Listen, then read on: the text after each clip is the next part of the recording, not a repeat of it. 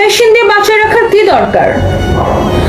আপনার হাজবেন্ড আর বাঁচবে না, আপনি তার মেশিন খুলে দেন। আমার হাজবেন্ড বাঁচবে নাকি বাঁচবে না মনে হয় এদেরকে আল্লাহ মনে হয় মেল করছে ওদেরকে। হ্যাঁ, তোরা কিভাবে জানো আমার হাজবেন্ড বাঁচবে কি বাঁচবে না? হ্যাঁ, কোমা থেকে কি মানুষ ব্যাক করে না? ব্যাক করতে পারে না? নিজের মানে আল্লাহ মনে করে ফেলাইতেছে।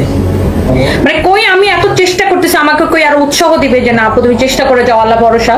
পারলে এটা বলবে না, বলবে হ্যাঁ জামাই বাঁচবে না, বাঁচার আর কি দরকার, মেশিন দিয়ে খামাখা ইয়া করতেছেন।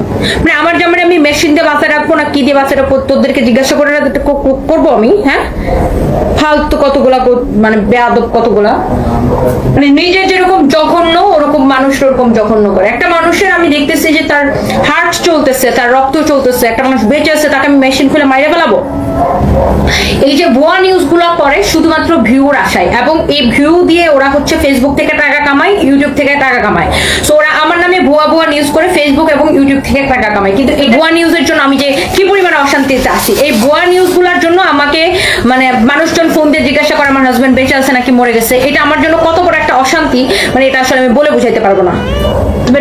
আপু এই যে ক্যামেরার সামনে দাঁড়ায় কাজ করা, এই যে মেকআপ শেকআপ নিয়ে, মানে ইটস টু হার্ড আপু, অনেক হার্ড। মানে এটা আসলে আমি তো এত প্যান প্যান না মেয়ে না, মনে করেন আমি তো কথায় কথায় প্যান প্যানও করতে পারি না, কান্নাও করতে পারি না।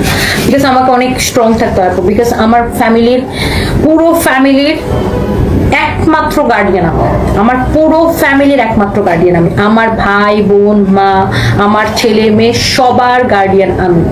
সো আমাকে কখনোই নরম হওয়া যাবে না। আমার বুক ফাইটটা যা সিসরা হয়ে গেল মুখ ফাটবে না, পেশেন্টটা হচ্ছে এরকম। সো আমাকে সবকিছু হ্যান্ডেল করতে হয়। সো সবকিছু হ্যান্ডেল করে ক্যামেরার সামনে এসে কথা বলা, স্ট্রং থেকে সবকিছু ডিল করা, it's not easy, it's too hard. দোয়া করবেন আপু, থ্যাংক ইউ সো মাচ।